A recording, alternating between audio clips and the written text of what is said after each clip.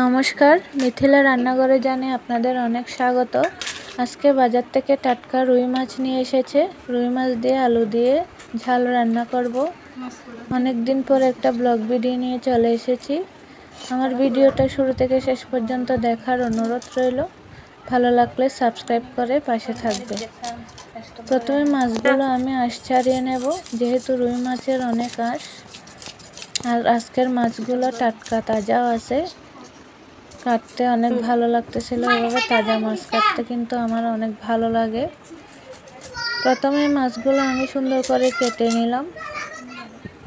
কেটে এখন চলে যাব ধোয়ার জন্য। মাছ ধুয়ে পরিষ্কার করে চলে এসেছি রান্নাঘরে।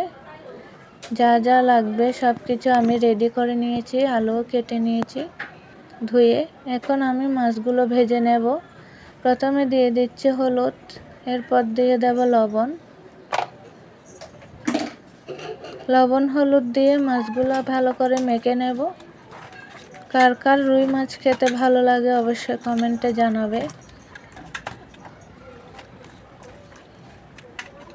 লবণ হলুদ মাখিয়ে নিয়েছি।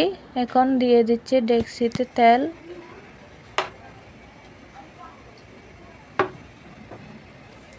এরপর দিয়ে দেব একটা লবণ, সামান্য একটু লবণ দিয়ে দিয়েছি। তোমাদেরকে তো আগের ভিডিওতে বলেছি লবণ দিলে তেল ছিটকে গায়ে পড়ে না, আর একটার সাথে একটা মাছ লাগে না, খুব সুন্দর করে উঠে যায়। প্রথমে আমি লেজাগুলো দিয়ে দিচ্ছি। আজকে মাছগুলো একটু সামান্য কড়া করে ভাজবো। অনেকে আবার হালকা ভাজা খেতে পছন্দ করে, আবার অনেকে কড়া মাছ ভালো করে ভেজে খেতে পছন্দ করে।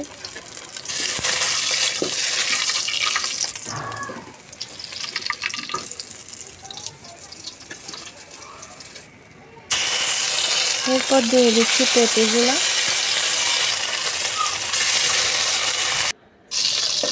এভাবে যদি একটার সাথে একটা মাছ না লাগে, খুব ভালো লাগে ভাজতে।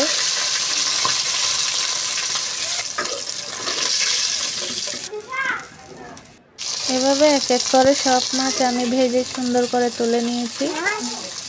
এখন রান্না করব। মাছ ভাজার তেলে আরেকটু তেল দিয়ে দিয়েছি আমি। দিয়ে পেঁয়াজ কুচিগুলো দিয়ে কেটে রাখা আলুগুলো দিয়ে ভালো করে ভেজে নেব 4 থেকে 5 মিনিট।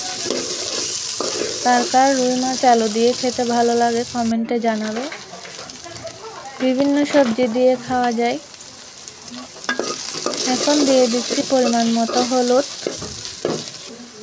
যেহেতু ঝাল রান্না করব 4 চামচ আমি মরিচের গুঁড়া দিয়েছি, আর দিয়েছি জিরের গুঁড়া। সব শেষে লবণ। একটু একটু জল দিয়ে মাছের মশলাগুলো আমি কষিয়ে নেব ভালো করে। তরকারি যত কষানো হয় তত কিন্তু স্বাদ হয়। এখানে মশলা কোনো ম্যাটার না। অনেকে তো অনেক বাটা মশলা ব্যবহার করে। মশলা থেকে তেল উঠে গেছে। এখন আমি পরিমাণ মতো জল দিয়ে দিয়েছি।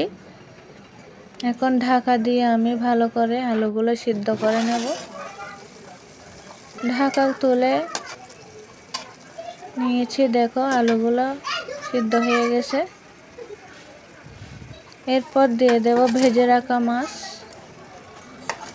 মাছ দিয়ে আমি 4-5 মিনিট আবার ফুটিয়ে নেব ঢাকা দিয়ে।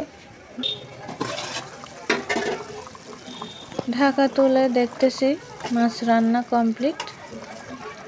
শর্টকাট এভাবে রান্না করে ফেললাম।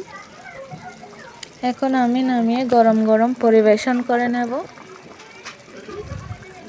রান্নাটা কেমন হয়েছে অবশ্যই কমেন্টে জানিয়ে যাবে।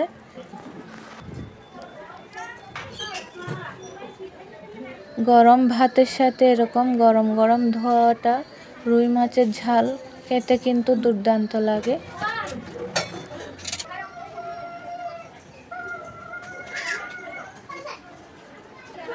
কেমন লাগতেছে অবশ্যই বলে যাবে তোমরা।